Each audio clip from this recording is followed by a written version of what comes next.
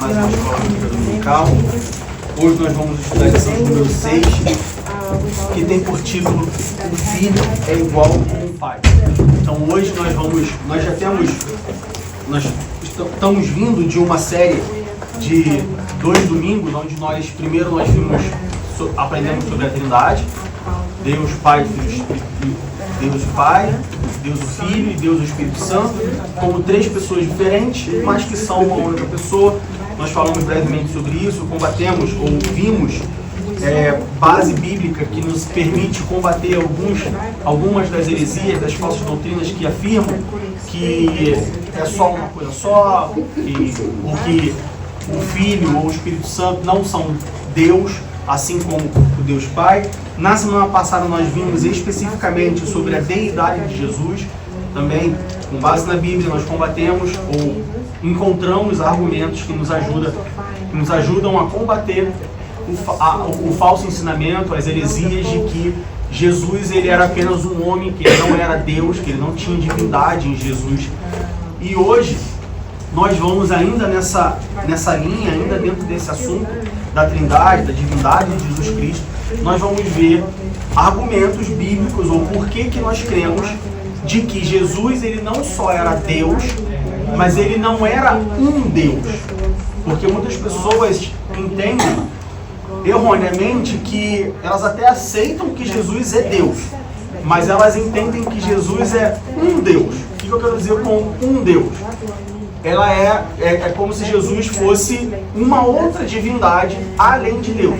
Então algumas pessoas concordam que Jesus é Deus, mas elas entendem que Jesus era um outro Deus. Então você tem o Deus Pai, você tem o Deus Filho como pessoas diferentes, e não pessoas diferentes na mesma pessoa, que é o que a Bíblia nos ensina quando nós estudamos sobre a Trindade. Então o que nós vamos ver aqui é que Jesus ele era Deus, e era um Deus igual ao Deus Pai, ou seja, não existe diferença em termos de divindade entre Jesus, Deus Filho, e Jesus, o Deus Pai. Não é que Jesus era Deus, mas era um Deus de segunda categoria, ou Jesus era Deus, mas ele era um outro Deus. Não, é o mesmo Deus, só há um Deus que se divide em 3 pessoas, como nós vimos na Trindade, e dentro do assunto de hoje, Jesus, ele é, não que ele era, mas ele é tão Deus quanto Deus Pai, ou seja, na mesma capacidade, na mesma divindade, tá? Essa heresia ou esse falso ensinamento, ele tem por nome, para quem está curioso, para quem é mais curioso, tem por nome o subordinacionismo. Subordinacionismo, que vem de subordinação, ou seja, Jesus, ainda que ele seja Deus, ele estava subordinado a Deus, ou ele estava debaixo de Deus. Então é como se Deus Pai fosse o Deus chefão, o Deus todo-poderoso, e Jesus fosse um Deus, mas um Deus de segunda classe, um Deus um pouquinho menor. Não, na Bíblia nós encontramos base bíblica que nos mostra que, apesar de Jesus ser chamado o Filho de Deus, ele era, ou ele é, né, na verdade, ele é tão Deus quanto Deus Pai. Não há diferença de divindade entre Jesus e Deus. Para a gente começar, alguma dúvida, alguma pergunta, só para eu saber se tem alguma coisa relacionada à lição, que a gente vai explicar mais tarde, ou se alguma outra coisa mais diferente que a gente precise responder. Alguma dúvida, alguma pergunta? Não? Pois bem. Então, à medida que a gente for avançando, podem fazer perguntas, não tem problema, a gente responde. O que a gente não conseguir responder hoje, a gente está programando fazer mais um perguntas e respostas. Para quem não conhece, a gente costumou fazer aqui durante algum tempo, entre um trimestre e outro, a gente fazia um perguntas e respostas, que eram um ou mais domingos, onde as pessoas mandavam perguntas, e aí você pode imaginar as perguntas mais aleatórias possíveis. Às vezes, não necessariamente perguntas, mas curiosidades. Enfim, a gente colecionava perguntas e a gente tirava um domingo só para responder essas perguntas, obviamente, sempre baseado na Bíblia, tá? Mas, se vocês tiverem qualquer dúvida, qualquer pergunta, podem interromper, podem perguntar. Se for uma resposta rápida, E se a gente souber a resposta, a gente dá a resposta agora. Se for uma resposta mais demorada, se é uma coisa mais elaborada, ou se a gente não souber a resposta, a gente deixa isso para um perguntas e resposta. Tudo bem? Bom, nosso texto base se encontra no livro de João, capítulo 10. Então abra sua Bíblia no Evangelho de João, capítulo 10.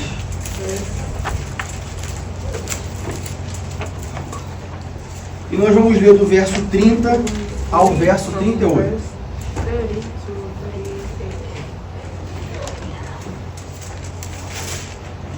João capítulo 10, do verso 30 ao verso 38. Então, mais uma vez, o objetivo de hoje é nós vermos na Bíblia que apesar de Jesus ser chamado Filho de Deus, isso não significa que ele estava abaixo de Deus, mas sim que Jesus, ele tem a mesma divindade, ou ele está na mesma capacidade, ou ele está no mesmo nível de Deus Pai. São Deus igual, da mesma forma. Não que Jesus seja um Deus menor, um Deus inferior, ou que ele esteja de alguma forma subordinado a Deus, ou que exista alguma coisa, por exemplo, que Deus Pai saiba, mas que Deus Filho, Jesus, não saiba. A gente vai ver isso na Bíblia, tá bom? Então, João capítulo 10, do verso 30 ao verso 38, diz assim: Eu e o Pai somos um. Palavras de Jesus. Os judeus, agora não são palavras de Jesus, os judeus pegaram então, outra vez, em pedras para o apedrejarem. Respondeu-lhes Jesus: Tenho-vos mostrado muitas obras boas procedentes de meu Pai.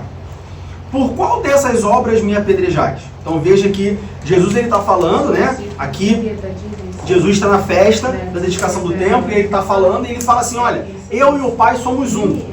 E aí no que eles falam isso, os judeus já pegam a pedra para apedrejar Jesus, porque isso era uma blasfêmia para os judeus. E aí Jesus responde para eles: olha, eu tenho feito muitas obras, tenho mostrado muitas obras que vêm do meu Pai. Por qual dessas vocês querem me apedrejar? Versículo 33. Os judeus responderam dizendo-lhe: Não te apedrejamos por alguma obra boa, mas pela blasfêmia. Veja, que os judeus entendiam que Jesus falar que ele era Deus, ou seja, Jesus quando fala que ele e o Pai eram uma pessoa só, Jesus está falando que ele era Deus. Então os judeus, eles queriam apedrejar Jesus não pelas coisas que Jesus fazia, mas pela blasfêmia que eles entendiam que Jesus estava falando. Mas pela blasfêmia, porque sendo tu homem, te fazes Deus a ti mesmo. Respondeu-lhe Jesus: Não está escrito na vossa lei, eu disse, sois deuses? Pois, se a lei chamou deuses aqueles a quem a palavra de Deus foi dirigida, e a Escritura não pode ser anulada, aquele a quem o Pai santificou e enviou ao mundo, vós dizeis, blasfemas, porque disse, sou filho de Deus? Se não faço as obras de meu Pai, não me acrediteis.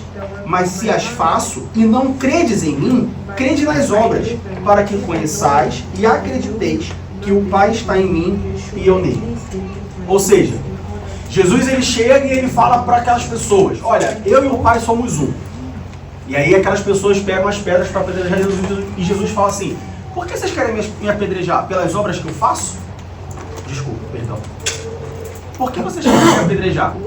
Pelas obras que eu faço? E aí Jesus fala assim, aí os judeus falam: não é pelas obras que você faz, é porque você diz que é Deus. Isso é uma blasfêmia. E aí Jesus fala assim, olha, mas se lá na lei está escrito que alguém que fala que é Deus está blasfemando, por que você não olha as obras que eu faço? Porque se você olhar as obras que eu faço, você vai conhecer o Deus que faz as obras. E aí você vai ver que eu sou Deus. Esse era o contexto, a discussão, né, o assunto entre Jesus e os judeus. Diga. Você pode ler o versículo que Jesus menciona?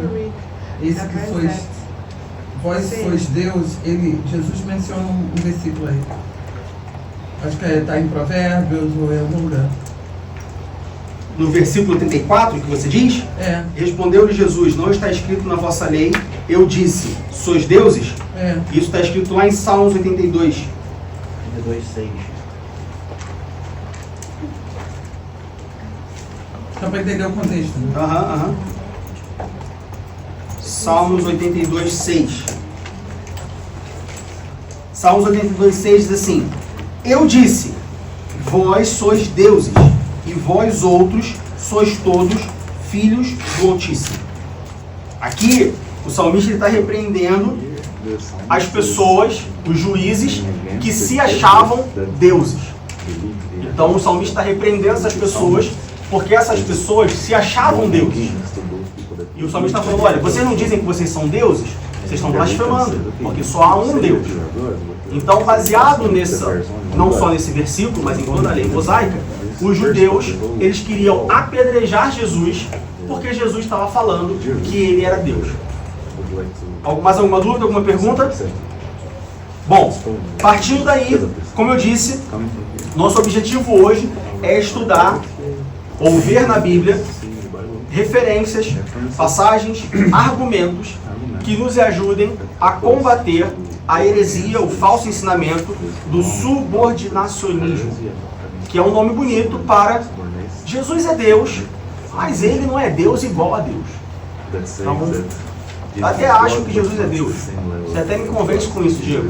Mas eu ainda acho que Jesus está um pouco abaixo de Deus Pai. Eles podem ser deuses, mas deuses diferentes. Tá bom? E é isso que nós vamos ver hoje.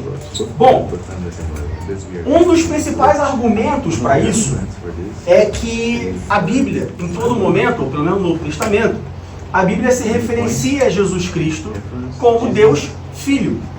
Ou ela chama Jesus como o Filho de Deus.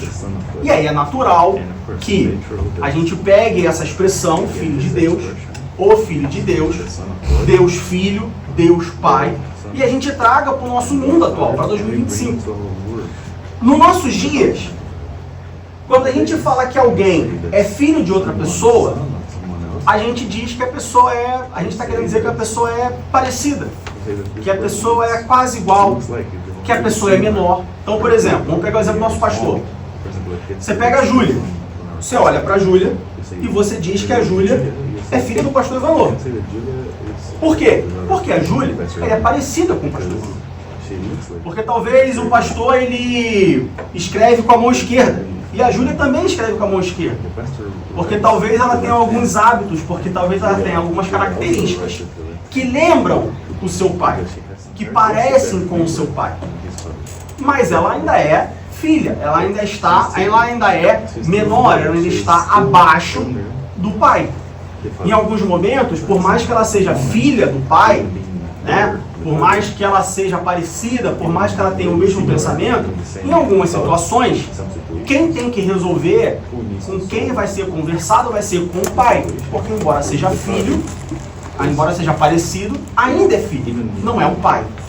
Então, no nosso mundo atual, no nosso dia a dia, no nosso contexto, na modernidade que nós nos encontramos, filho, ele tem um significado de algo inferior. Ou seja, um filho não está na mesma categoria, no mesmo nível de um pai. Ele continua sendo filho. Você vê isso, por exemplo, em famílias grandes, famílias muito ricas e tal, geralmente você tem uma linha de sucessão. Então você tem um filho que vai herdar tudo do pai. Mas ele só herda tudo do pai quando o pai morre, quando não tem mais o pai. Aí o filho, ele passa a ser o pai.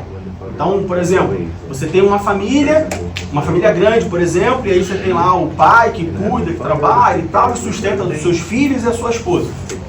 Aí você tem o filho mais velho, e aí o pai, ele ensina tudo pro filho mais velho, o filho mais velho acompanha o pai nos negócios e tudo mais. Aí todo mundo sabe que o filho, algum dia, ele vai tomar a posição do pai, mas por enquanto o pai for vivo, ele está abaixo do pai. Então na empresa, por exemplo, ainda que o filho toque o dia a dia operacional da empresa familiar, da empresa dessa família, ainda é o pai que toma as decisões. A partir do momento em que o pai morrer, ou seja, o pai sair de cena, aí sim o filho agora, ele toma as decisões, aí sim o filho agora é o dono de tudo. Isso no nosso dia a dia. Só que um dos erros que nós cometemos, e aí eu poderia falar muitas pessoas, mas eu entendo que todos nós, em algum momento, quando eu digo nós mesmos, nessa igreja, que todos nós, em algum momento, cometemos esse erro, e é natural, o importante é a gente ter consciência que nós cometemos esse erro e buscar não cometer, mas um dos erros que nós cometemos é ler a Bíblia e querer entender a Bíblia com base nos dias de hoje. Isso é um erro muito comum. E não só um erro comum, mas é um erro crucial. Ou seja, é um erro que muitas das vezes faz com que todo o texto bíblico, todo o ensinamento bíblico perca sentido. Ou nos leve a compreender a Bíblia de uma forma errada. O que eu quero dizer com isso? Nós não podemos usar o relacionamento, a apresentação de Jesus como Filho de Deus e ter o entendimento de Jesus como Filho de Deus, como nós temos hoje o entendimento da Júlia, filha do pastor Ivanô, do Daniel, filho do presbítero Diego. Por quê?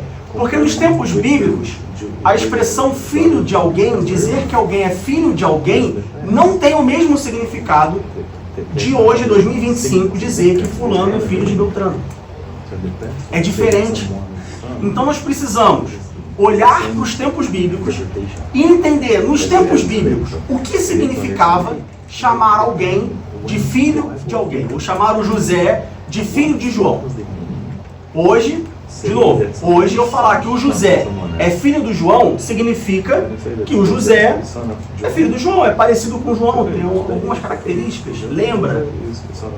Quando o João morreu, o José vai assumir.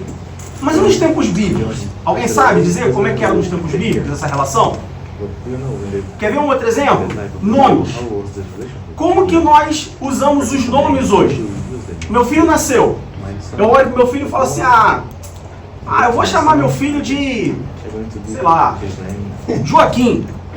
Por que Joaquim, Diego? Porque eu acho Joaquim um nome bonito. Eu acho um nome forte, Joaquim. Ou eu vou chamar meu filho, por exemplo, de, sei lá, José. Por que José, Diego? Porque José eu acho um nome comum, um nome curto. Na Bíblia, os nomes não eram porque eles eram bonitos. Abraão não chamou Isaac de Isaac porque ele achava Isaac bonito. Jessé não chamou Davi de Davi porque ele achava Davi um nome curto, fácil de pronunciar.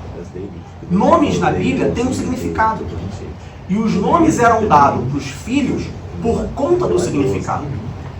Então nós precisamos fazer essa distinção quando nós estudamos a Bíblia. O que eu quero dizer com isso? Na Bíblia, quando nós vemos alguém falando, ou nós vemos escrito que fulano era filho de Beltrano, significa que fulano era igual a Beltrano. O nome filho na Bíblia denota igualdade. Nos tempos bíblicos, filho é igualdade. Então, quando a Bíblia apresenta Jesus como Filho de Deus, ela não está dizendo que Jesus é a geração de Deus, ou que Jesus é um descendente de Deus, mas sim que Jesus é Deus. Entendem a diferença? Vou repetir. Hoje, em 2025, quando eu falo que o Daniel é filho do Diego, eu estou dizendo que o Daniel é a descendência do Diego. Ele é parecido com o Diego, ele carrega os mesmos genes do Diego, ou parte dos genes do Diego. Ele é semelhante ao Diego. O dia que o Diego morreu, o Daniel ele pode assumir as coisas do Diego.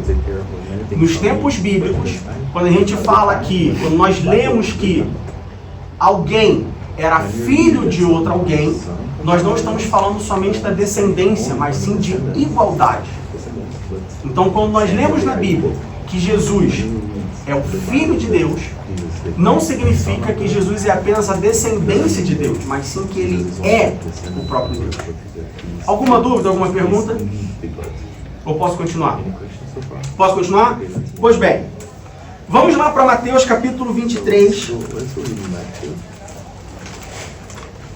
Mateus capítulo 23.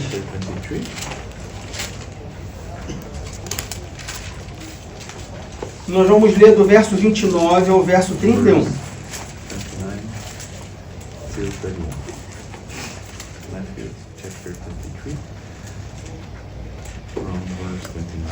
Então, Mateus capítulo 23, do verso 29 ao verso 31, diz assim: Ai de vós, escribas e fariseus, hipócritas, pois que edificais os sepulcros dos profetas e adornais os monumentos dos justos, e dizeis: se existíssemos no tempo de nossos pais, nunca nos associaríamos a ele para derramar o sangue dos profetas. Assim, vós mesmos testificais que sois filhos dos que mataram os profetas. Mais uma vez, no pensamento judaico, o conceito de filho implica igualdade. Aqui, quando Jesus está falando para os escribas e fariseus, e ele aponta que os escribas e fariseus edificam o sepulcro dos profetas, adornam o monumento dos justos, e diz que se eles fossem no tempo dos pais deles, eles nunca se associariam com eles que mataram os profetas e perseguiram os profetas. Jesus diz assim: quando vocês fazem isso, vocês estão testificando que são filhos dos que mataram os profetas. Mas Jesus não está falando que eles eram filhos no sentido de que eles são da mesma geração das pessoas que mataram os profetas, mas sim de que eles são as mesmas pessoas, têm a mesma natureza, eles são iguais aos que mataram os profetas muitos anos atrás. Isso explica o porquê que Jesus chama eles de hipócritas. Vamos para Salmos capítulo 8, versículo 4. Uma outra passagem que nos faz entender esse conceito, esse pensamento judaico de filiação, de filhos. Que filhos não significa apenas descendência, mas sim igualdade. Salmos capítulo 8, versículo 4.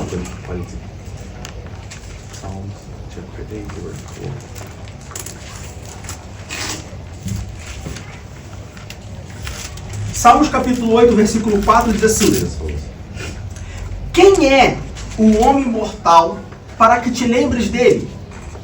É o filho do homem e o filho do homem para que o visites. Aqui nós temos um recurso literário, e aí, até onde eu sei, existe a mesma coisa no alemão e no inglês, tá? Se não existir, por favor, me avise. Mas até onde eu sei, existe o mesmo recurso literário, que é um recurso chamado de paralelismo. O que é o paralelismo na literatura? É quando você tem uma frase, ou duas frases, quando você tem um trecho de um texto, e nesse texto você tem um trecho fazendo referência a outro trecho, só que com outras palavras. Então aqui, por exemplo, no versículo 4, nós temos a seguinte frase: que é o homem mortal para que te lembres dele? Ou seja, o salmista está falando para Deus: o que é o homem mortal para que o Senhor se lembre dele?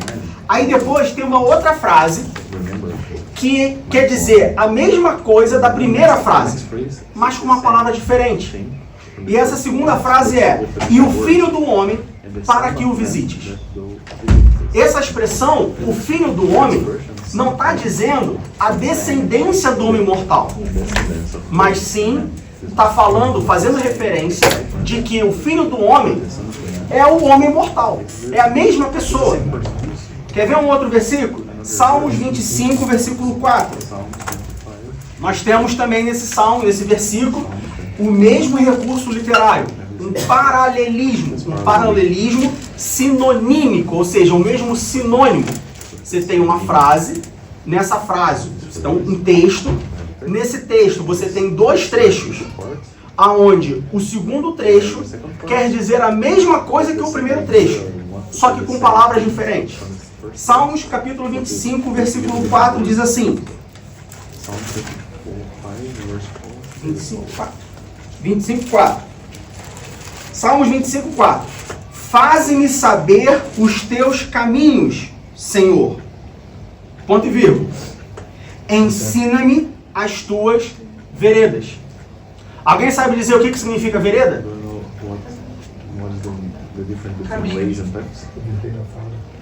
Hã? Veredas e caminhos é igual. É a mesma coisa. Vereda é caminho. É um pouco mais poético, né? É um pouco mais poético. No inglês, paths é a mesma coisa que ways. Eu não sei, alemão é a mesma coisa? É a mesma coisa. Então veja que num trecho, num texto, você tem duas frases. Uma fala caminho, a outra fala vereda. Ou seja, a segunda frase da vereda, ela está confirmando, ela está trazendo o mesmo sentido da primeira frase, só que com uma palavra diferente.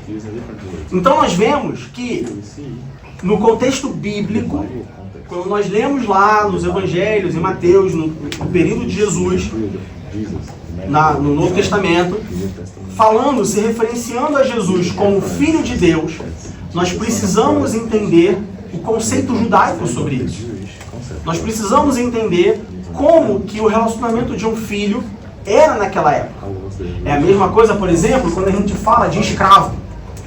Ah, porque a Bíblia fala de escravo. Poxa, como pode a Bíblia falar de escravo? Porque o mundo, durante anos, ainda hoje, você tem a escravidão, isso é uma coisa ruim e tal. Calma. Você sabe como é que eram os escravos no tempo bíblico? Existiam diferentes tipos de escravos. Então, um cristão ter um escravo, não é que ele escravizava no sentido moderno, de açoitar, de não dar comida, de maltratar, de subjugar. Não. É bem verdade que quando a gente olha, por exemplo, o povo de Israel, escravos no Egito, aí sim você pode ter a mesma comparação dos escravos da escravidão moderna. Mas quando a gente pega, por exemplo, lá, Paulo escrevendo esqueci. Ele fala de Onésimo. Filemão. Quando Paulo escreve a Filemão, intercedendo por Onésimo, Onésimo era um escravo de Filemão. Mas não é que o Filemão escravizava Onésimo como se escraviza hoje em dia. Então, veja bem, sempre que nós estudarmos a Bíblia, sempre que nós lermos a Bíblia, nós precisamos ler a Bíblia entendendo a Bíblia. Como que a gente vai entender a Bíblia? Trazendo contexto histórico, contexto cultural, contexto geográfico, e tudo isso vai nos ajudar a entender a Bíblia. Então veja que ler a Bíblia não é a mesma coisa que ler um jornal. Ler a Bíblia não é a mesma coisa que ler um livro de história. Ah, Diego, eu sei disso, e é por isso que eu não gosto de ler a Bíblia, porque a Bíblia é muito difícil para ler. Cuidado! Como que você vai conhecer a Deus se você não conhece, se você não quer ler as palavras de Deus? Como que você quer ter intimidade com Deus se quando Deus fala com você, você não está interessado? A Bíblia é Deus falando comigo. A Bíblia é Deus falando conosco. A Bíblia não é a palavra de Deus? Então eu não querer ler a Bíblia simplesmente pelo fato, porque a Bíblia é difícil, ou eu preciso estudar a Bíblia, ou eu preciso entender a Bíblia, ou dá muito trabalho compreender o texto bíblico, é a mesma coisa que eu estivesse falando, Deus, quero te conhecer. Aí Deus fala assim, tá bom, vou escrever uma carta para você me conhecer. E eu falasse assim, não quero ler a carta. Não quero saber. Eu quero te conhecer, mas eu não quero ler a carta que você me escreveu. Não tem como. Como que você conhece uma pessoa hoje? Você vê uma pessoa na rua e você já fala que conhece essa pessoa? É assim que funciona? Você encontra a pessoa uma vez por semana e aí você diz que você já conhece essa pessoa, que você é íntimo dessa pessoa? É assim que funciona? Como que nós conhecemos pessoas? Como que nós nos tornamos íntimos de pessoas? Diga pra mim. Comendo um quilo de sal com ela. Convivendo, conversando, falando e ouvindo. Se você encontra uma pessoa e agora você quer ficar íntima dessa pessoa, mas você só fala com a pessoa vai te conhecer, mas você vai conhecer a pessoa? Não. Da mesma forma, se você encontra uma pessoa e você quer se tornar íntimo dessa pessoa, se você só ouvir a pessoa, mas nunca falar com a pessoa, você vai conhecer a pessoa, mas a pessoa não vai te conhecer. É por isso que no relacionamento com Deus, nós precisamos orar, falar com Deus e ler a Bíblia, ouvir de Deus. Entende? Então cuidado com essas pessoas, com esses ensinamentos, com esse movimento de que eu não preciso estudar a Bíblia. Ou estudar a Bíblia é muito difícil. Quem disse que é difícil? Por que é difícil? Você já tentou e não conseguiu? Ou alguém te disse que é difícil e aí você assumiu que é difícil? Porque também tem muito disso. Muitas pessoas falam assim, não, a Bíblia é muito difícil. Mas você já leu a Bíblia? Não, nunca li. Então, como você sabe que é difícil se você nunca leu? Ah, porque me disseram. Ah, mas me disseram. Também me disseram que a Alemanha era um país frio. Ontem, na hora de dormir, eu estava suando com calor. Se tivesse um ar-condicionado, certamente eu ligaria. Também me disseram que alemão é tudo carrancudo, chato. Nosso irmão Andrés. É verdade. E aí, quando você vem aqui, você vê que nem todo alemão é assim. No Brasil também tem carrancudo, também tem chato. Então não fique com o que as pessoas dizem. Porque veja bem, quando nós ficamos com o que as pessoas dizem, normalmente nós vamos ter uma impressão errada do que as coisas realmente são. Quando nós nos acostumamos a conhecer a Deus somente pelo que me falam de Deus, normalmente isso vai me levar a ter um conhecimento errado de Deus. É importante eu ouvir o que as pessoas falam de Deus. Pregação da palavra, por exemplo. Mas também é importante eu não só falar com Deus através da oração, mas ouvir de Deus através da sua palavra. Nós precisamos estudar a palavra.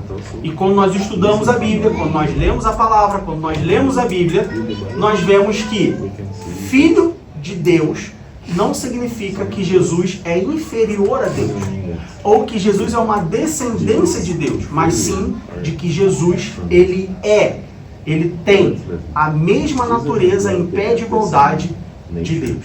Até mesmo porque a gente entender que porque Jesus é chamado Filho de Deus, ele é uma descendência de Deus, não faz muito sentido.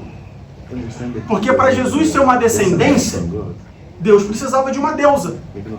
Como que dá origem à descendência? Não é um homem e mulher? Não foi o que Deus criou? Deixará então o homem o seu pai, se juntará a mulher a sua família, os dois serão juntos com a sua carne, terão um filho, né? Não é assim? Então para Jesus ser um filho, ele tem que ter um pai e uma mãe, não é isso? Mas Deus tem deusa? Existe deusa na Bíblia? Existe Deus tem esposa? Ah, Diego, mas Jesus nasceu de uma virgem, do Espírito Santo. Então, mas Deus então ele gera uma criança? Tá complicado? É? Eu estou fazendo... Então, eu não estou falando o que é, eu estou apresentando argumentos que outras pessoas... Não, olha só, eu estou apresentando argumentos que outras pessoas podem apresentar para justificar a resposta delas. Tá? Então, na Bíblia nós vemos que filho é a mesma natureza. Aí alguém pode chegar e falar assim, não, filho não é a mesma natureza. Filho é descendência, mas para ser descendência, você tem que ter uma geração. Entende? Ficou mais fácil agora? Sim ou não? Não, entendi. Agora que você colocou claro, eu não estava entendendo o que você estava querendo Tá, entendi. Estava meio confusa. Então, mais uma vez, na Bíblia, nós vemos que filho é a mesma natureza. Pé de igualdade. Jesus, ele é Deus. Jesus não era, ele é Deus. Ele morreu, mas ele ressuscitou. Tá? Então Jesus, ele é Deus. Mas ele não é um Deus debaixo de Deus Pai. Ou quando nós olhamos para a Trindade, e aí é muito comum, eu diria, nós utilizarmos essa expressão, e não está errado. Isso é uma coisa que nos ajuda não só a entender de certa forma, mas também a identificar as pessoas da Trindade. Quando nós falamos Deus Pai, Deus Filho e Deus Espírito Santo, não quer dizer que o Deus Filho é inferior ao Deus Pai e o Deus Espírito Santo é inferior ao Deus Filho. Muitas pessoas têm essa ideia na cabeça, por conta de como nós apresentamos, porque normalmente a gente fala assim, né? Ah, Deus Pai, Deus Filho e Deus Espírito Santo. É difícil você ouvir alguém falar assim, ah, porque o Deus Espírito Santo, o Deus Pai e o Deus Filho. Normalmente a ordem, né? É Deus Pai, Deus Filho e Deus Espírito Santo. Em nome do Pai, do Filho e do Espírito Santo. Normalmente as pessoas colocam, elas ordenam o Pai, o Filho e o Espírito Santo. E aí é natural que depois de anos de tradição ordenando a Trindade, isso te leve a pensar, ou leve algumas pessoas a pensar de que de fato existe uma ordem. Mas na Bíblia não existe ordem. Porque não há ordem. O Pai, o Filho e o Espírito Santo são a mesma pessoa, têm a mesma importância, têm o mesmo poder, têm a mesma representatividade. Eles são a mesma pessoa. Só há um Deus. A Bíblia diz, Paulo diz que só há um Deus. Então, se só há um Deus, a gente não pode entender que a Trindade são três deuses diferentes, com características diferentes. Isso é um ensinamento errado. Isso é uma ideia errada que não é bíblica. Alguma dúvida, alguma pergunta? Não? Pois bem, vamos avançar. Abra sua Bíblia. Em João capítulo 8, versículo 42. João capítulo 8, versículo 42.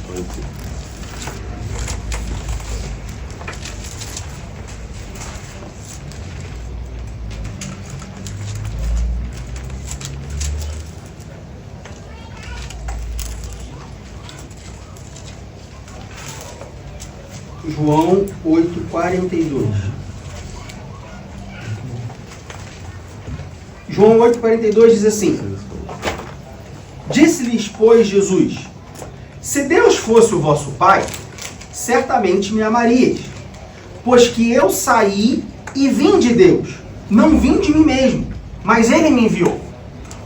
E aí você pode falar assim, tá vendo, Diego? Jesus não é Deus.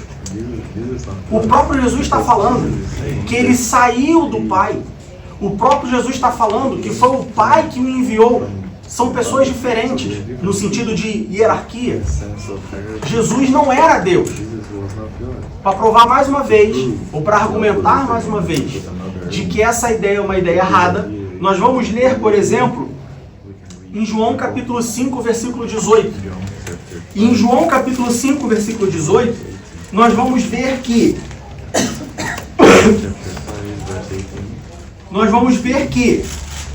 as pessoas que procuravam matar a Jesus, os próprios judeus, entendiam que quando Jesus se apresentava como Filho de Deus, quando Jesus chamava Deus Pai de Pai, Ele não estava falando que Ele era uma descendência de Deus, mas sim que Ele era o próprio Deus. Olha que João capítulo 5, versículo 18 diz: Por isso, pois, os judeus ainda mais procuravam matá-lo. Ou seja, os judeus já queriam matar Jesus. Mas depois do que Jesus disse, os judeus queriam matar Jesus ainda mais. Porque não só quebrantava o sábado, mas também dizia que Deus era o seu próprio Pai. Quem pode ler a última parte do versículo? Fazendo-se igual a Deus. Então veja que os judeus tinham esse conhecimento. Por que eles tinham esse conhecimento? Porque eles tinham a revelação do Espírito Santo? Não. Porque o conceito judaico de filho, falar que alguém era filho de alguém, não era que alguém era inferior ao seu pai, mas sim que era a mesma pessoa.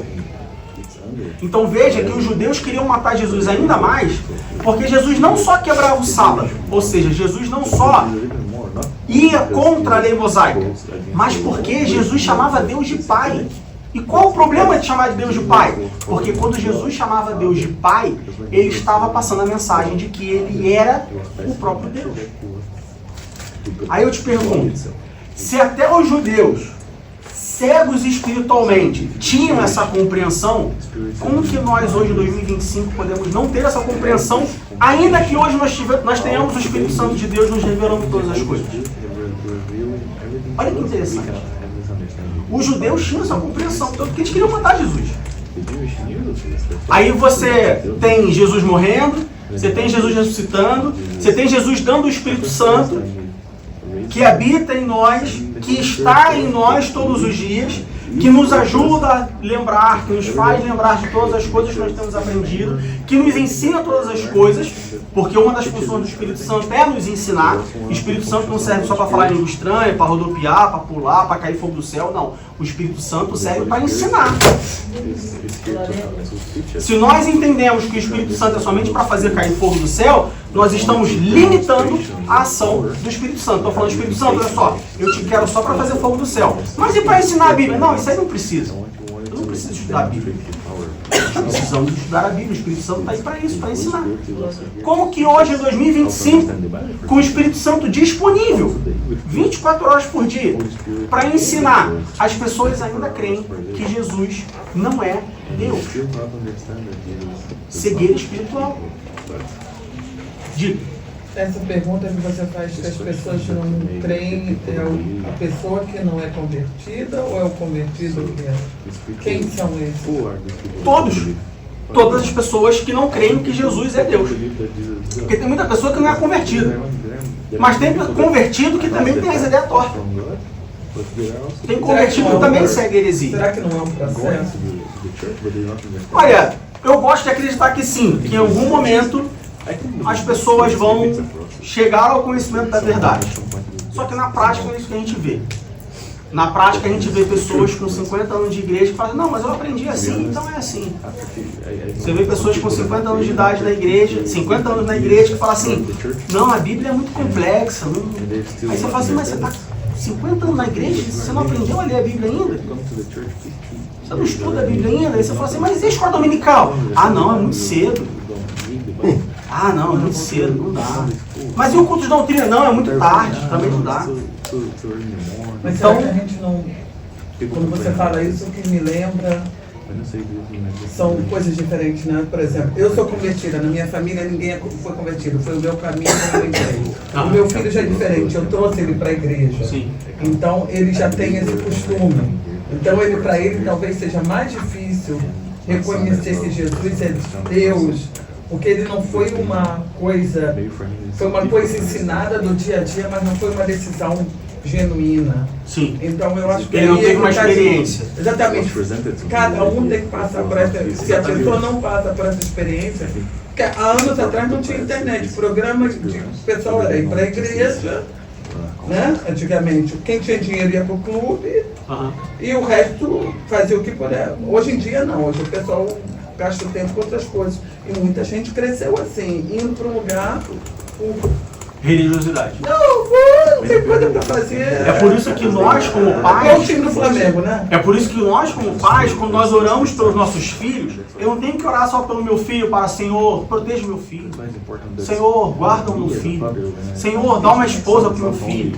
Senhor, abençoa que meu filho tenha uma boa profissão, que ele tenha um emprego. Não, minha primeira oração tem que ser, Senhor, se revela para o meu filho. Não é porque o meu filho nasceu e cresceu na igreja que ele é crente. Veja bem, filho de peixe é o quê? Peixinho. Olha que interessante. O filho de peixe é um peixe. É a mesma natureza, não é?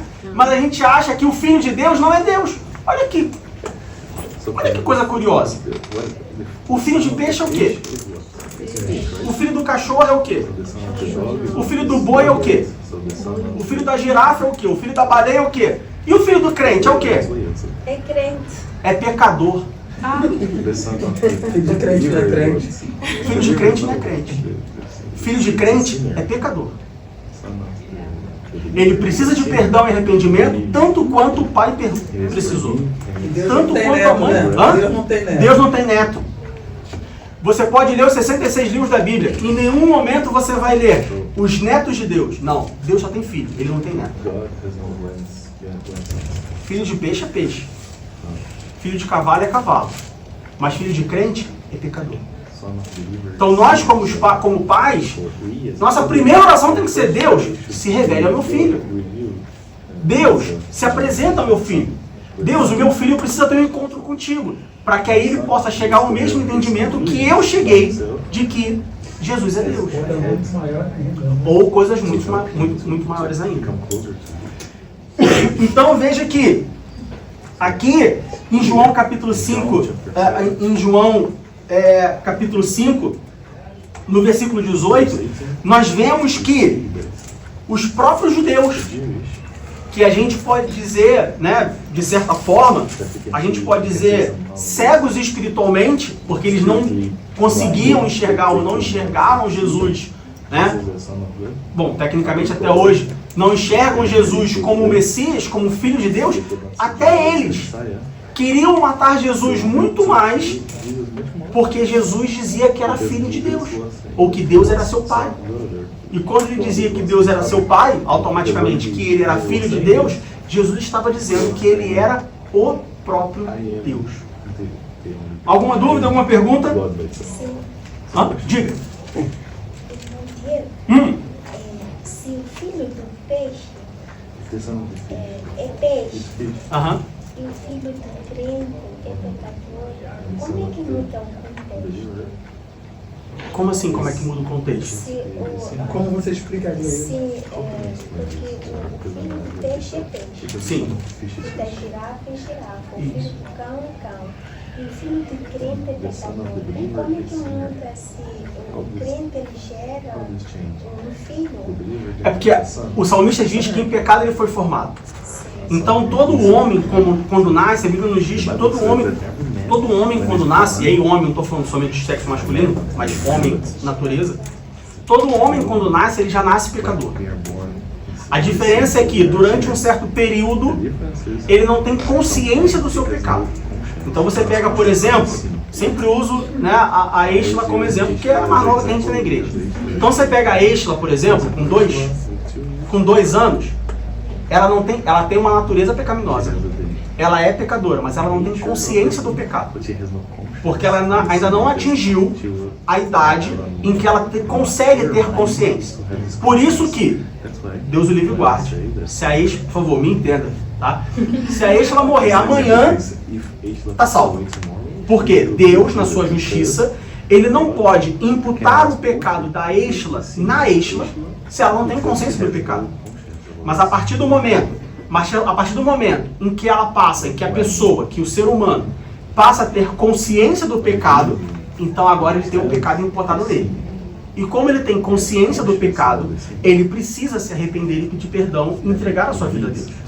É por isso que eu digo que o filho do crente não é crente.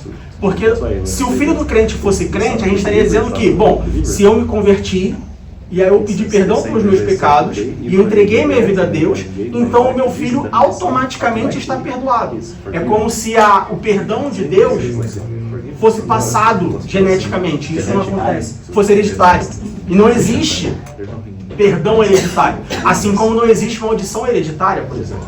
Então é por isso que eu digo que, por isso que eu disse que o filho do crente, ele não é crente, ele é pecador. Crente no sentido salvífico, de salvação, tá? Porque o termo crente significa quem crê. Então, o filho do crente pode ser crente porque ele crê em Deus, mas não significa que ele entregou a sua vida a Deus. Melhorou? Dificultou? Está processando? Enquanto você processa, deixa a irmã Kátia falar, depois a gente volta ao assunto. Diga. Eu acho que esse processo nós vemos o genuíno Deus, porque, como ela falou, o filho do peixe é o peixe, o filho da girafa é a girafa, o dele hipopótamo é hipopótamo, e assim vai. Agora imagina, eu não venho de uma família cristã, eu não teria nenhuma chance, porque eu não venho de um peixe. Uhum. Então, através de Jesus Cristo, aí é que está o fabuloso.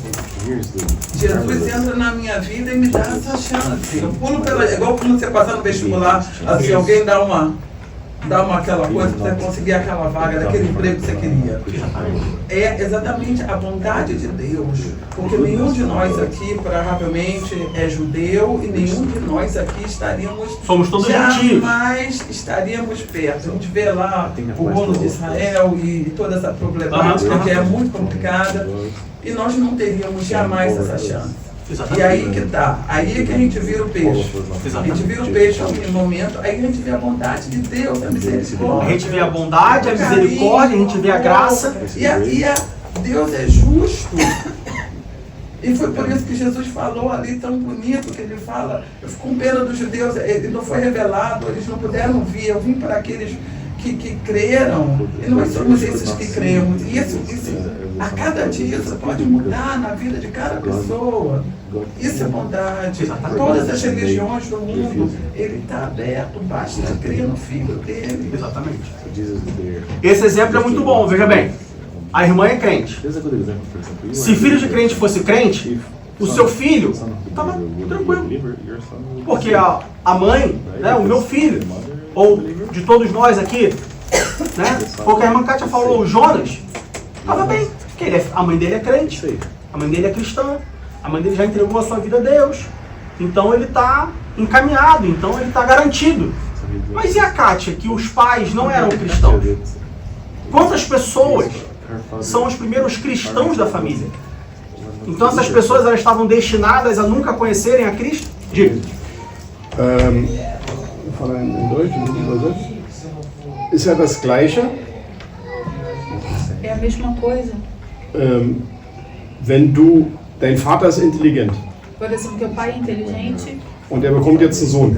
ele tem um filho. Ist der Sohn automatisch intelligent? O filho Nein, ist ein automaticamente inteligente. Prozess, bis er zur Intelligenz kommt. Exatamente. Burrice não é hereditária. Ninguém nasce burro. Mas eu vejo isso como presente. Essa salvação é algo maravilhoso, é isso que a gente esquece. É muito mais do que é um presente que Deus tem para cada pessoa, cada ser humano. Por isso que ele disse, eu vim para o mundo para que todo aquele que nele crê tenha vida eterna. É aí que a gente pega o gancho. Então imagina, você pode ser totalmente de qualquer cidade, qual canto do mundo onde não tem, nunca ouviu falar de Jesus, mas se você aceitar, você entra pro clube, você ganha Ganha a carteirinha. Ganha o cartão, passa ali passa E não perde a carteirinha não. E a carteirinha é pra sempre. Não, cuidado. E tem que ver, tem que andar a carteira. Não cuida da carteirinha não pra ver se você não perde. Não, desculpa falar. Não, é que a minha família, ou seja, são católicos, a maioria, mas não praticantes. E geralmente quando nasce uma criança, o mais rápido possível batizado, né? Então eu creio que eles, né, porque eles senão vão me entregar logo, né? Não pode morrer pagão, para não morrer pagão, não é isso? Aí, né? Então a criança foi batizada, mas não está... Exatamente. A questão, irmã Sara, é que a salvação ela é individual, entende? Então, assim, cada um tem que lutar pela sua salvação. Cada um tem que viver de acordo, isso é individual. Até um certo ponto da idade da minha filha, eu consigo controlar ela trazendo para cá. Só que vai chegar uma hora que ela vai tomar a sua decisão e seguir seu próprio caminho. Então, se até o momento em que eu pude controlar ela, eu ensinei o caminho andando com ela no caminho, a probabilidade dela se desviar do caminho vai ser pouca, porque ela aprendeu bem no caminho, entende?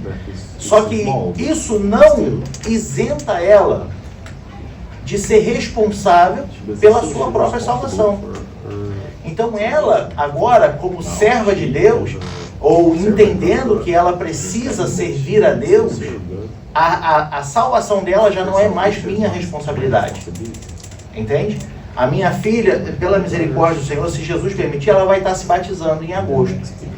E a partir desse momento, ela tem que ter consciência de que, olha só, você só vai ser salva se você obedecer. Não depende de mim. Eu posso ser o que for, eu posso te carregar no colo enquanto você estiver vivendo. Mas quando Jesus voltar, você vai ter que dar conta diante de Deus, e não eu por você. Entende? Então é por isso que nesse sentido se fala, ó, filho de crente é pecador. Entende? Assim como nós. Eu nasci pecador e continuo de natureza pecaminosa. Mas a responsabilidade da salvação é minha, não é mais da minha mãe e do meu pai. Entende? Se fosse assim, quantos pastores a gente conhece que tem filhos desviados, né? Pois é. Nenhum filho. A maioria dos presos são filhos de crente. Tudo na cadeia. Quando a gente está falando no culto de doutrina sobre a questão do pecado, fala que todos pecaram, né? Não há um só justo. Todos pecaram. Exatamente. Precisam de Deus. Agora vamos abrir lá em Hebreus, ainda sobre Jesus ser o Filho de Deus. E como filho, não que ele é apenas um descendente, mas sim que ele é o próprio Deus. Vamos abrir em Hebreus capítulo 1, versículo 8.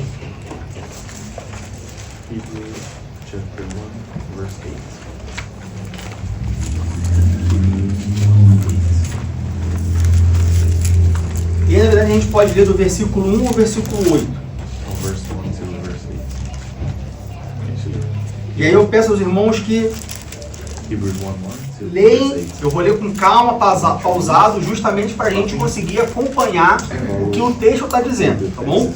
Então Hebreus capítulo 1, do verso 1 ao verso 8, diz assim: havendo Deus antigamente falado muitas vezes e de muitas maneiras aos pais pelos profetas, a nós falou-nos nesses últimos dias pelo Filho. Então veja bem, olha, Deus falou há muito tempo atrás pelos profetas. Nesses últimos dias, nesses anos, nesse contexto, Ele tem falado conosco pelo Seu Filho.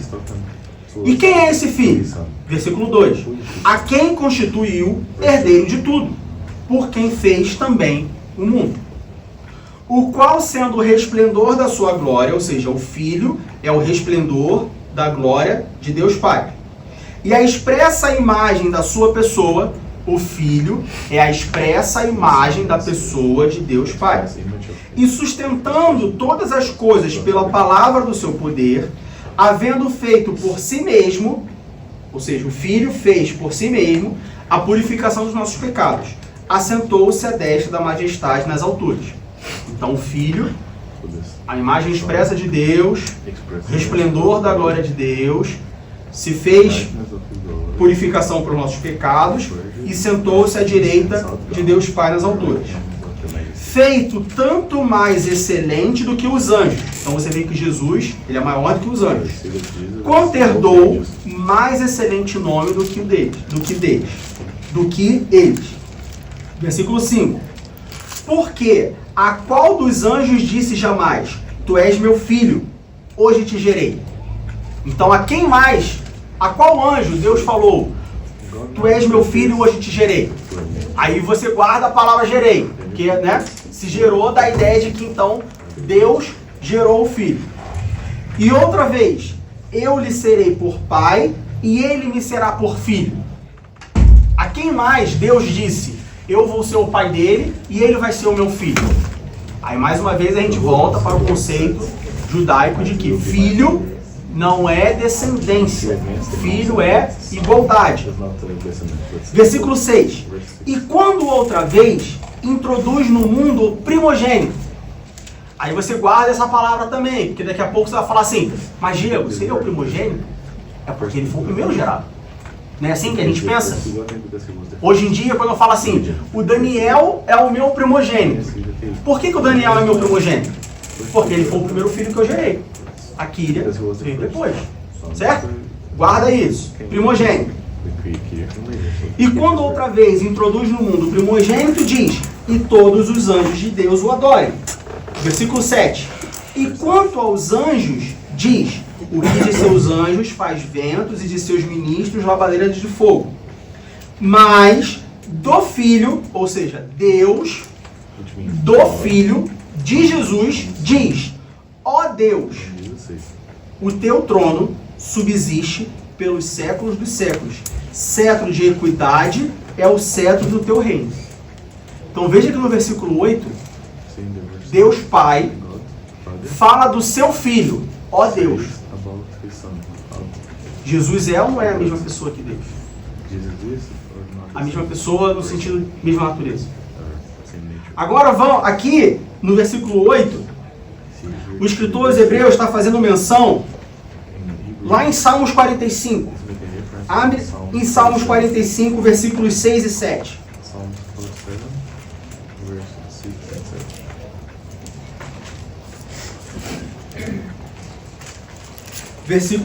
Salmos 45, versículos 6 e 7. O teu trono, ó Deus, é eterno e perpétuo. O cetro do teu reino é um cetro de equidade. Veja que Hebreus, o escritor dos Hebreus está fazendo referência ao texto de Salmos. Versículo 7. Tu amas a justiça e aborreces a impiedade. Por isso, Deus, o teu Deus, te ungiu com óleo de alegria mais do que a teus companheiros. Como que um Deus unge outro Deus? É o mesmo Deus. É a mesma divindade. O mesmo grau de divindade que Deus, o Pai, tem, Jesus, o Filho, tem. Não existe hierarquia no céu. Existe hierarquia no céu, Deus, os anjos, né? Não existe, mas não na Trindade. Não existe hierarquia na Trindade. Deus e Espírito Santo é tão Deus quanto Deus Filho. Que é tão Deus quanto Deus Pai. Que é tão Deus quanto Deus Espírito Santo. E por aí vai. eles são pessoas diferentes nas suas atitudes, nas suas obras. Nós vemos na história da humanidade, em determinados momentos, cada pessoa da Trindade agindo de forma diferente, mas não diferente no sentido de se distanciar, e sim diferente no sentido de convergir. Hoje, quando nós pegamos duas pessoas e dizemos que essas duas pessoas agem de forma diferente, por exemplo, você pega um casal, o pai e a mãe, aí você fala assim, não, eles são casados, mas eles agem de forma diferente. O pai é mais grosso, mais estúpido, é mais, brigão, não sei o quê, mais ranzinza. A mãe já é mais mole, já é mais carinhosa, ou vice-versa. Então, quando a gente fala que os pais, as duas pessoas, agem de formas diferentes, hoje, normalmente, isso significa que eles agem de forma divergente. Um é mais carinhoso, um é mais emocional, o outro é mais racional. Na Trindade, as pessoas da Trindade, o Pai, o Filho e o Espírito Santo, eles agem de forma convergente. Só que em um momento age um, no outro momento age o outro, no outro momento age o terceiro. De novo, não o terceiro, porque é o terceiro na ordem, sim, que é a terceira pessoa. Posso continuar? Alguma dúvida, alguma pergunta? Não posso continuar ou não tem dúvida de pergunta? Pode continuar. Bom, aí você vai falar assim, tá, Diego, mas e essa história de que Jesus, na verdade, ele foi uma criação num passado distante? Algumas pessoas, algumas heresias, afirmam, ensinam que Jesus é Deus. Mas ele foi um Deus criado num passado distante. Só que quando a gente vai lá para João, abre a sua Bíblia em João capítulo 1.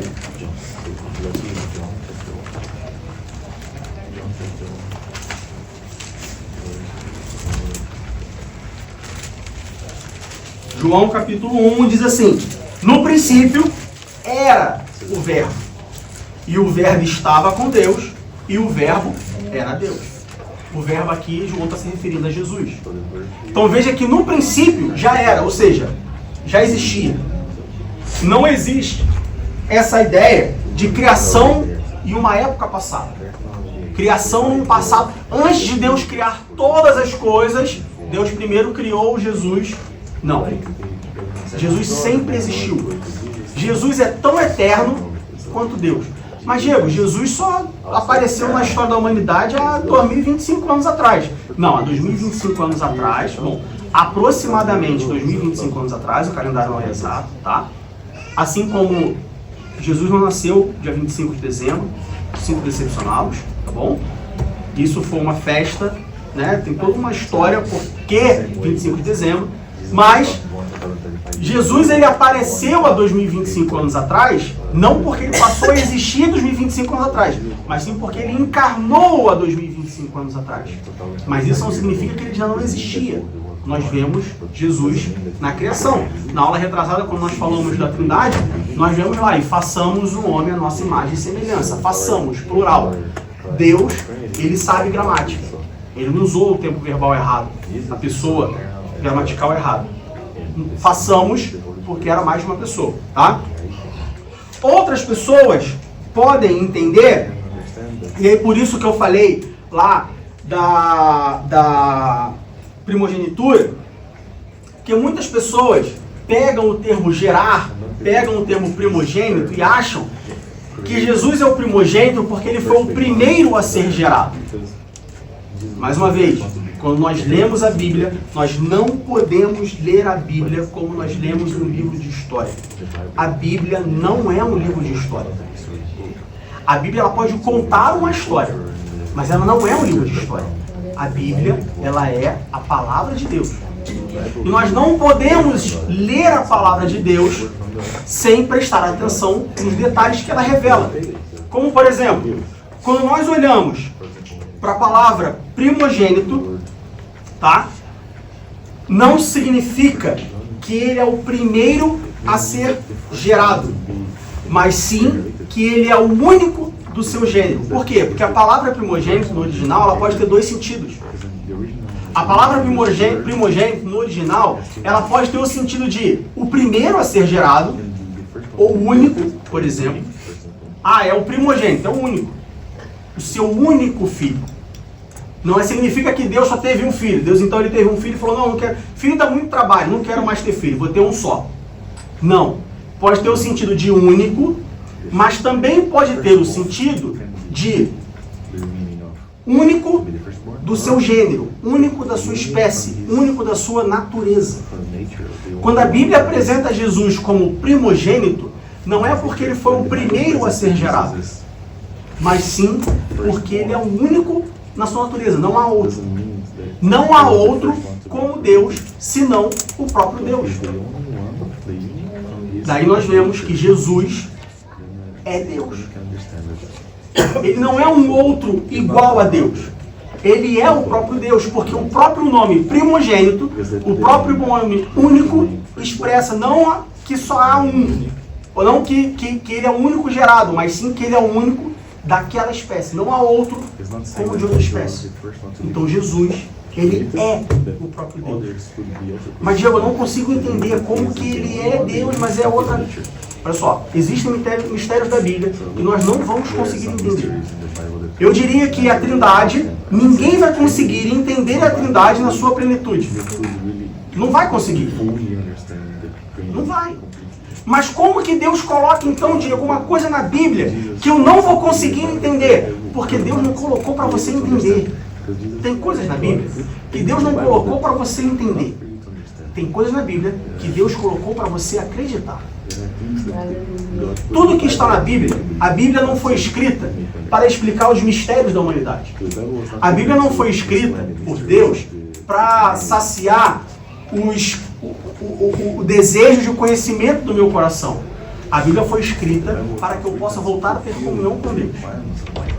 E tudo que for pertinente a esse caminho de volta à comunhão com Deus, Deus vai colocar na Bíblia. Tem coisas que a gente não vai conseguir entender, mas eu preciso crer. Mas tem que ser espiritual para entender isso, né? Só os espirituais discernem as coisas espirituais. As coisas, Paulo fala isso. Tem coisas que não vão ser explicadas a nós, isso é um discernimento também espiritual. Exatamente. Paulo diz isso, ele fala assim, olha só, as coisas espirituais você só entende de forma espiritual. Você não consegue ter a percepção se não for espiritual. Na Igreja Católica se fala muito do dogma. Dogma é aquilo que você não entende, é aquilo que você não... Que você não questiona. Que você não questiona. É meio assim, né? Tipo assim, por isso que eu estava meio preocupado. Você fez a história de Deus, eu falei, ai meu Deus, ele mexendo com os dogmas aqui que estão tão bem, não dá para mexer muito. São coisas que são dogmas e você tem que aceitar. Então, ou você crê ou você não crê, é aquela coisa. Né? Então, só que o interessante, o que eu diria que separa as coisas espirituais da Bíblia dos dogmas da igreja, é porque, como você falou, os dogmas são coisas que, olha só, é porque é. Não pode mexer. Não pode mexer, não pode questionar. É porque é. Só que as coisas espirituais, elas não são dogmas. Sabe por que elas não são dogmas? Porque as coisas espirituais você consegue experimentar. As coisas espirituais, muitas das vezes você não consegue explicar, mas você consegue experimentar. Quer ver, por exemplo? A ação do Espírito Santo. Você consegue explicar a ação do Espírito Santo? Não. Se entrar uma pessoa aqui hoje, a gente vai ter um culto e tal, e aí houver um movimento do Espírito Santo, você consegue chegar para essa pessoa e falar assim, não, então, olha só, o que aconteceu aqui foi o agir do Espírito Santo. Porque você viu, o Espírito Santo entrou por essa porta, ele passou por aquela brecha. Você consegue explicar a ação do Espírito Santo? Mas como que você sabe que o Espírito Santo agiu? Porque você sentiu, porque você experimentou. Deus, ele é tão maravilhoso que ele colocou coisas espirituais na Bíblia que nós não conseguimos entender, compreender com o nosso intelecto, porque o nosso intelecto, o nosso raciocínio, ele está manchado pelo pecado. Talvez, no Éden, Adão conseguia, antes do pecado, Adão e Eva conseguiam ter esse entendimento, porque não tinha o pecado. Mas quando o pecado entrou no mundo, o nosso intelecto foi manchado. O nosso intelecto ele foi modificado. E aí agora a gente não consegue entender as coisas. Só que Deus, ele é tão misericordioso, e aí como você falou, quando a gente falou sobre filho de crente e ser pecador, Deus é tão bom, Deus é tão misericordioso, Deus é tão gracioso, que ainda justo, que ainda que a gente não consiga explicar as coisas espirituais, a gente consegue experimentar as coisas espirituais. E quando a gente experimenta, a gente não consegue negar. Como que eu vou negar a ação do Espírito Santo na minha vida se eu consigo experimentar a ação do Espírito Santo? Eu não consigo explicar, mas eu consigo experimentar. É a história da laranja. A famosa história da laranja. Não conhece a história da laranja? Que gosto tem laranja? Mas que gosto tem laranja? Bem laranjado. Mas que gosto tem laranja? Ninguém consegue explicar o gosto da laranja. Como que vocês descobrem o gosto da laranja? Experimenta na laranja. E aí depois que Comendo vocês... limão. Aí você sabe que não é Comendo limão. Aí depois que você experimenta a laranja, você fala assim, opa, se me derem limão, não é laranja. Porque a laranja eu conheço. Essas são as coisas espirituais que Deus reservou para nós. Então tem muitas coisas que nós passamos anos na igreja tentando entender. E eu imagino Deus falando assim, meu filho, Diego, isso não é para você entender. Isso é para você experimentar. Experimenta que você vai entender. Eu me converti em 1987 na Igreja Batista. E eu lembro que uma das lições que eu tive foi tentar aprender a Trindade. Eu já achava complicado e eu ainda acho muito complicado. Só que eu acho que o problema da gente é no momento que a gente fica assim meio... Vou orar para quem? Peraí, Pai, Filho, Espírito Santo, a gente fica aquela triagem. Aí, por exemplo, estou no meu jardim, estou lá capinando, eu agradeço a Deus, ó Deus, tu és maravilhoso. Ah não, peraí, eu falo com quem? Com Deus, com Jesus? Não, Espírito. Aí você fica meio ali complicado naquele negócio, né? Essa é a dificuldade, a gente sabe que é 3, mas quando você chama um, mas os 3 entendem a cabeça da gente. A palavra de Deus diz que o Espírito Santo ele intercede por nós por gemidos inexprimíveis, né? Então, nesse contexto, eu consigo imaginar o Espírito Santo falando, não, então olha só, isso aqui é Deus, isso aqui é Jesus. Mas quando nós olhamos para a Bíblia e nós estudamos a Trindade no sentido de o papel, a responsabilidade, a ação de cada pessoa da Trindade, isso nos ajuda a entender o destinatário da nossa oração, por exemplo. Então, por exemplo, você falou, quando eu estou no meu jardim eu olho toda a criação divina. Para quem que eu oro agradecendo por isso? Quando nós olhamos para a criação, nós vemos a pessoa do Deus Pai criando todas as coisas. Então, assim, eu não vou falar para você que é errado eu falar Espírito Santo, obrigado pela criação. Porque o Espírito Santo também é Deus. Mas quando a gente olha para a Bíblia, fica claro que quem criou todas as coisas, embora o Espírito Santo também estivesse presente na criação, tá? Mas foi o Deus Pai, que nós chamamos de Deus Pai, o Deus Criador. Tá?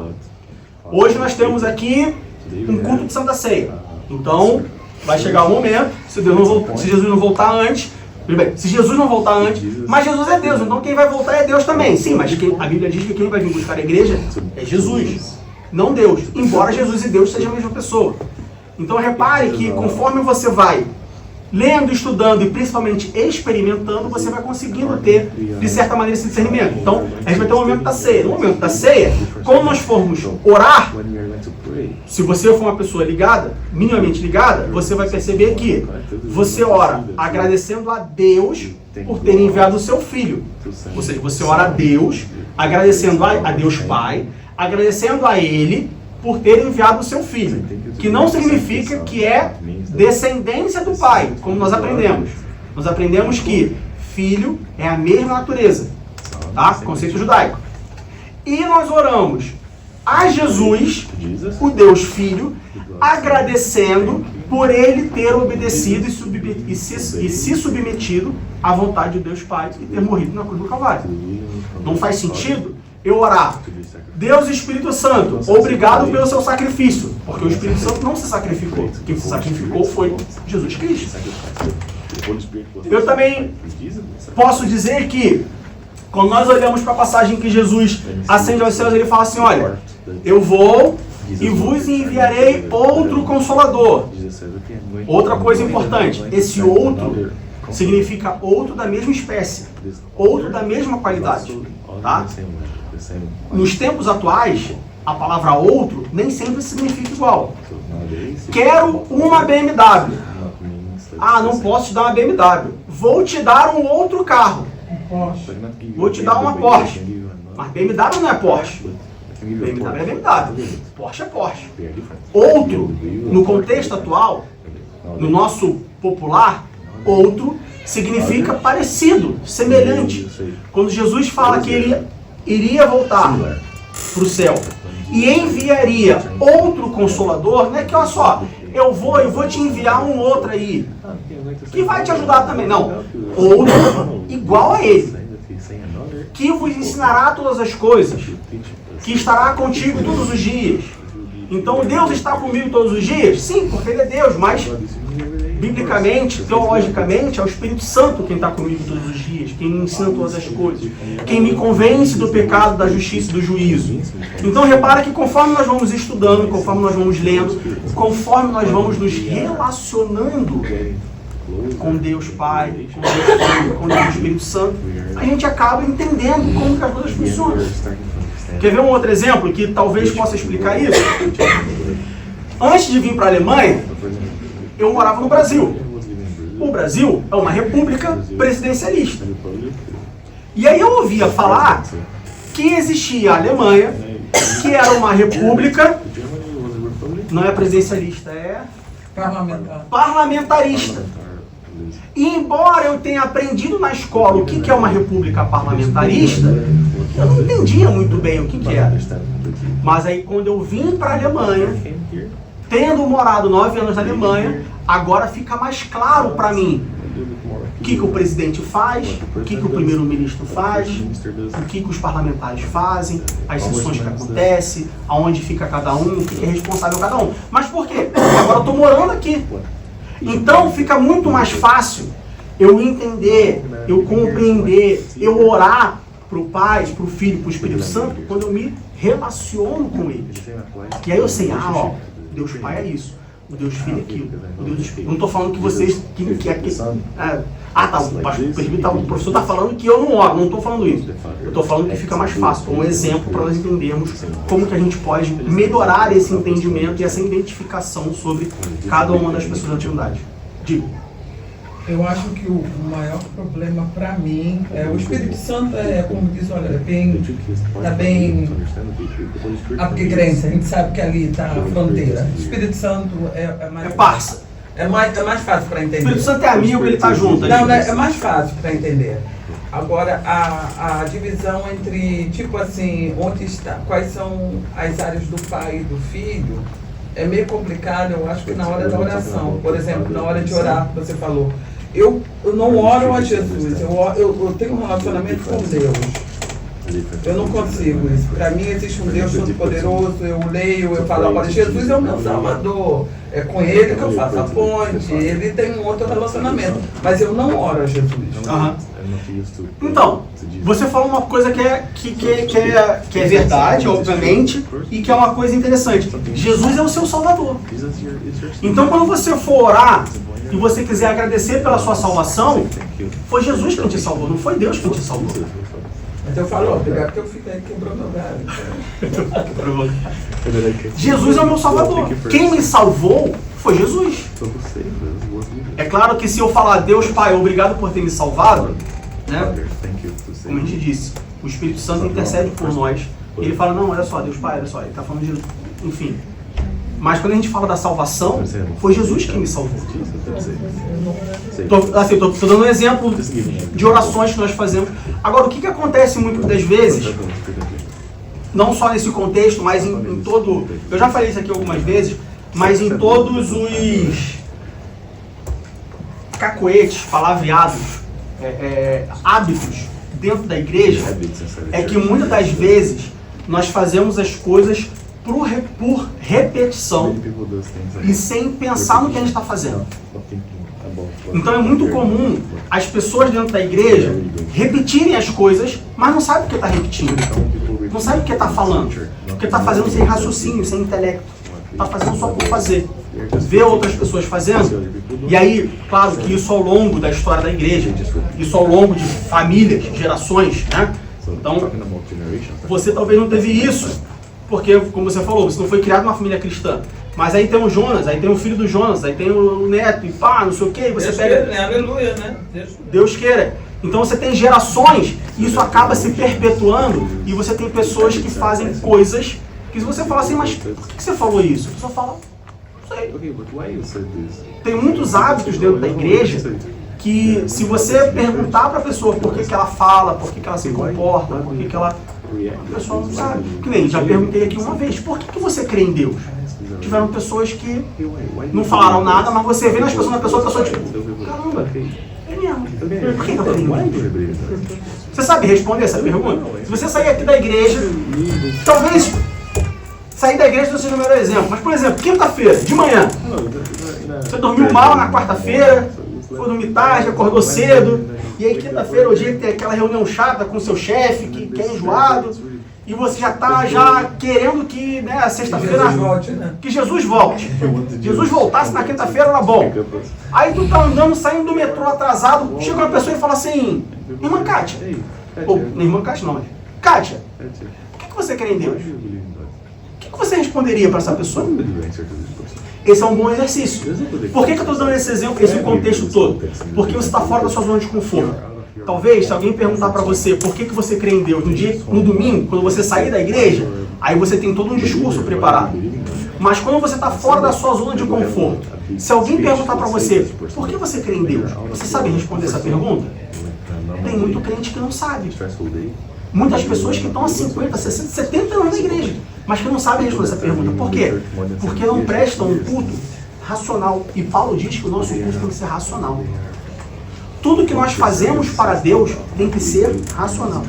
Mas Diego, Deus não é espiritual? O Espírito Santo não atua? Sim, mas tem que ser racional. Cuidado com o culto emocional. Porque o culto emocional ele não sustenta. Você vir à igreja, ouvir um hino, ouvir uma mensagem, chorar e falar, ai, porque Deus falou comigo hoje. Só no emocional, amanhã você está igual você estava ontem. Mas eu acho que aí faz a diferença do crente é que a gente, se me perguntarem por que eu creio em Deus, eu lembro de uma cena, eu pequena, eu querendo comer pão, não querendo, e eu querendo me jogar fora, e minha mãe fala assim, de Deus não se pode esconder. Eu falei, agora eu tô ferrada, né? Porque foi ali que eu, bam! Ele vê tudo, ele olha tudo, quando é que eu vou me esconder? E ali foi o meu primeiro encontro com Deus. E isso eu carrego esse Deus comigo todo o tempo, entendeu? Não importa se seja quinta, quarta, às vezes mais, às vezes menos, às vezes eu ignoro ele, mas ele está lá. Então, mas veja bem, a tua fé não pode ser baseada, que é um erro que a igreja há muito tempo comete há muito tempo. A nossa fé em Deus não pode ser baseada no medo em Deus. Não foi no medo, mas ali que eu... Não, tô só pegando gancho, entendeu? Tem muitas pessoas que você fala assim, por que você crê em Deus? Porque eu não quero ir para o inferno. Mas eu não posso querer buscar a Deus porque eu não quero ir para o inferno. Porque o medo de ir para o inferno não vai sustentar uma vida com Deus. Deus ele não quer que eu chegue para Ele só porque eu tenho medo do inferno. Não, para mim foi ali naquele momento que se fez não, presente. Não, estou falando que foi para você, eu estou pegando o teu gancho. Mas é aquela coisa de você se ver presente, sim, existe sim. alguém lá. Não, eu entendi. Eu estou pegando o teu gancho porque você falou, quando eu ouvi Deus vê todas as coisas, aí isso me deu o start. E aí eu estou pegando esse gancho para mudar o assunto e falar assim, olha, tem pessoas que seguem a Deus só porque Deus está vendo tudo. Isso só não basta. É por isso que nós precisamos de um relacionamento com Deus. Porque se alguém chegar para você e perguntar assim, por que você ama o seu pai? Por que você ama a sua mãe? Por que você ama o seu filho? Eu tenho certeza que você fala, não, meu filho precisa de mim, porque às vezes você não... Por quê? Porque você tem um relacionamento com o seu pai, um relacionamento com a sua mãe, um relacionamento com o seu filho, com o seu irmão, com qualquer outra pessoa. É por isso que nós precisamos ter um relacionamento com Deus. Para que quando alguém chegue para você e pergunte assim, por que você crê em Deus? Ih, rapaz, senta que lá vem história. eu creio em Deus por causa disso, porque é assim, assado, pá, não sei o quê. E você, não, eu creio porque meu pai me mostrou, porque minha mãe me ensinou, porque meu pai me levou. Mas, puxando um outro gancho que eu acho muito bonito, é aquela coisa do inglês aí que ele está traduzindo, é o lonely but not alone, alone but not lonely. Eu acho que é eu... Sozinho, mas não solitário. É aí que entra Deus também, não está só. Bom, pra gente encerrar, hoje nós passamos aqui, né, 1h30, olhando na Bíblia e vendo que o fato de Jesus ser chamado Filho de Deus não significa que ele é alguém que foi gerado por Deus, apenas uma descendência de Deus. Mas sim que filho significa mesma natureza, pé de igualdade.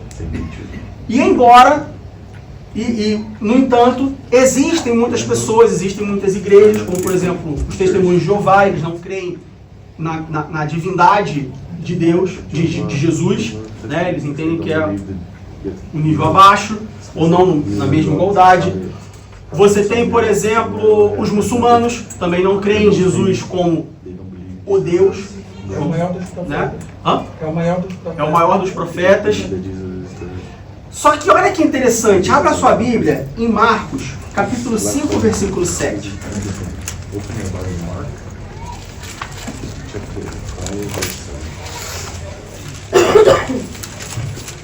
Marcos, capítulo 5, versículo 7. É a passagem do endemoniado de Gadara. O endemoniado de Gadareno. O endemoniado de Gadara. O gadareno porque ele era de Gadara. E aí no versículo 7... Vamos ler desde o versículo 1. Marcos capítulo 5, do verso 1 ao verso 7, diz assim: E chegaram à outra margem do mar, a província dos Gadarenos. E saindo ele do barco, Jesus, lhe saiu logo ao encontro dos sepulcros um homem com espírito imundo.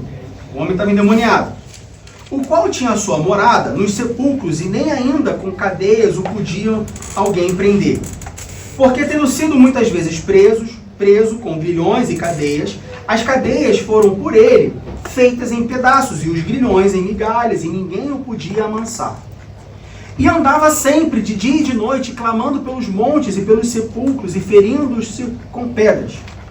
E quando viu Jesus, ao longe, correu e o adorou. Um homem endemoniado adorou Jesus. Versículo 7. E clamando com grande voz disse: Que tenho eu contigo, Jesus? Jesus o quê? Nós acabamos de ver que na cultura judaica, filho significa a mesma natureza.